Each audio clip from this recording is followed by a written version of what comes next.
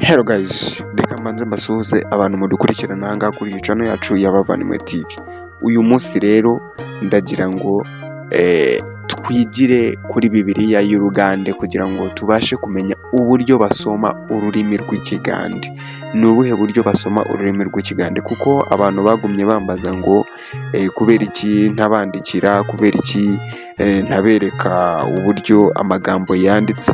Ubwo rero uyu munsi ndagira ngo dufatire urugero kuri Bibiliya y'Ikigande kugira ngo tubashe kureba neza uburyo bandika ururimi rw'Ikigande, kuko buriya Bibiliya y'Ikigande amagambo yanditse neza, arasobanuye neza, ameze neza ku murongo. Ubwo rero uyu munsi tugiye gusoma nk'imirongo ibiri cyangwa se itatu kuri Bibiliya y'ururimi rw'Ikigande, maze nawe ubashe gusobanukirwa. Tuzajya tugenda rero tubivangavanga no gusoma iyi mirongo muri Bibiliya kugira ngo nawe ubashe kuyisobanukirwa neza mu rurimi rw'Ikigande kandi urebe ukuntu byandikwa mu rurimi rw'Ikigande.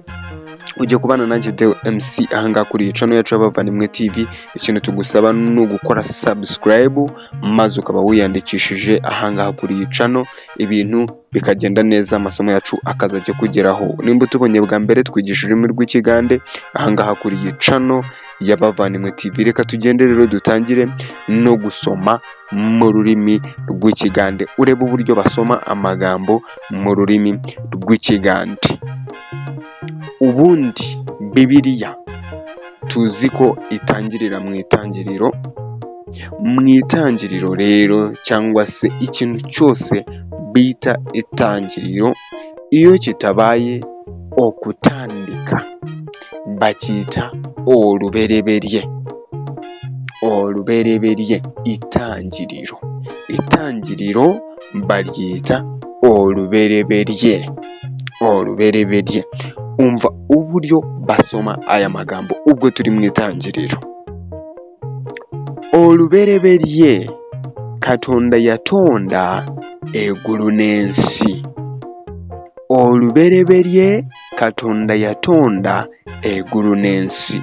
Iyo umuntu agiye gusoma ururimi rw'Ikigande cyangwa se kwa kundi tuvuga ngo itangiriro igice cya mbere umurongo waho wa mbere, mu Kigande bavuga gutya: olubereberye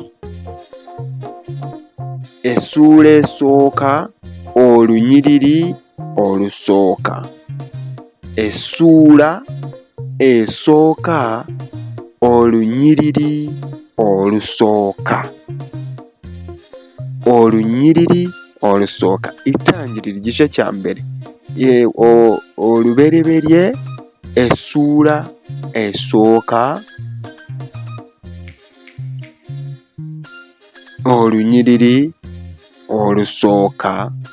Nuko nguko bavuga. Itangiriro igice cya mbere umurongo wa mbere haravuga ngo olubereberye Katonda yatonda eggulu n'ensi. Mu itangiriro cyangwa se itangiriro Imana yaremye ijuru n'isi. Olubereberye. Olubereberye mu gutandika cyangwa se mbere na mbere. Mbere na mbere Imana yaremye ijuru n'isi. Reka mbisobanure muri ubwo buryo: olubereberye Katonda yatonda eggulu n'ensi. Mbere na mbere Imana yaremye ijuru n'isi. Olunyiriri olwokubiri. Olubereberye essula esooka olunyiriri olwokubiri. Itangiriro igice cya mbere umurongo wa kabiri haravuga ngo, wagamba bwe wati: ensi yali njereere nga yeetabuddetabudde n'ekizikiza kyali kungulu ku buziba. Ensi, umurongo wose ntagushizeyo, ndagira ngo tuwusubiremo. Ensi yali njereere ubwo ndagira ngo tugendane nyine urebe uno murongo cyangwa se nimba nawe wa downloadinze ino Bibiliya ugende usoma uburyo nagiye nsoma aya magambo. Ndagira ngo buri muntu wese ukurikira amasomo yacu ahangaha kuri iyi channel agende adownloadinge Ruganda Bible. Ruganda Bible. Nurangiza kudownloadinga Ruganda Bible uzajya wumva uburyo nasomye aya magambo, maze nawe uze ugende uyasoma, cyangwa se nubona utari bubone Ruganda Bible unyandikire kuri WhatsApp yacu, inomero nazishyize ahangaha imbere kuri screen, unyandikire kuri WhatsApp yanjye, maze nurangiza kunyandikira kuri WhatsApp yanjye iyi Ruganda Bible nyikoherereze. Buri muntu wese wumva ushaka Ruganda Bible ni ku buntu, ndayikoherereza ku buntu, sibyo? Umuntu wese uyishaka akabona atari buyibone kuri Play Store anyandikire ko ashaka Bibiliya y'Urugande, ndayimwoherereza. Aha, reka tugende, turacyari ku murongo wa kabiri. Ensi yari ingerere nga yetabude isi yari, ensi yari ingerere nga yetabude isi nta kintu cyari kiriho. Ni nka ko bari bashatse kuvuga, kuko mu Runyarwanda rwuzuye uvuze ekerere, kintu ekerere, nta kintu na kimwe cyari kiriho. Isi nta kintu yagiraga, nga yetabude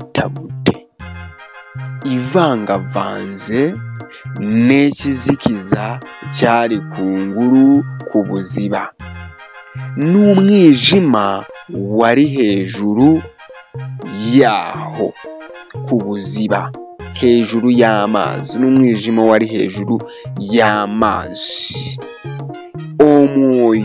Omwoyo gwa Katonda negumamira ku nguru ku mazzi.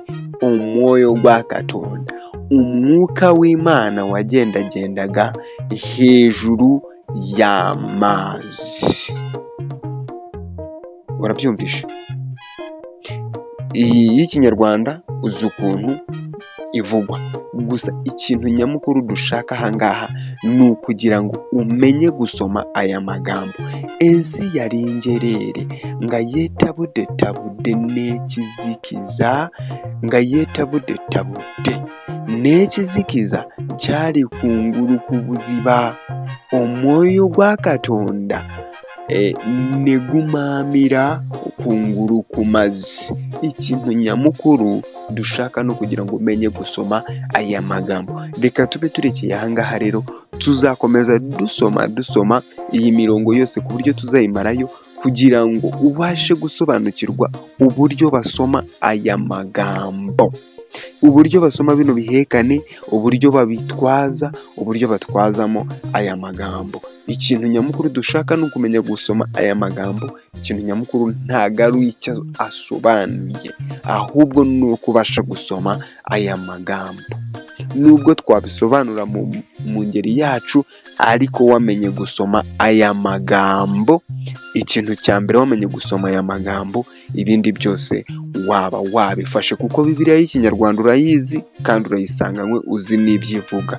Iy'Ikigande nayo wabashije kubisoma, ibintu byaba byagiye mu buryo. Wari uri kumwe nanjye Deo MC, ntugende udakoze subscribe ahangaha, ubwo twatangiye kwigira ku rugero rwa Bibiliya kugira ngo tubashe kumenya neza gusoma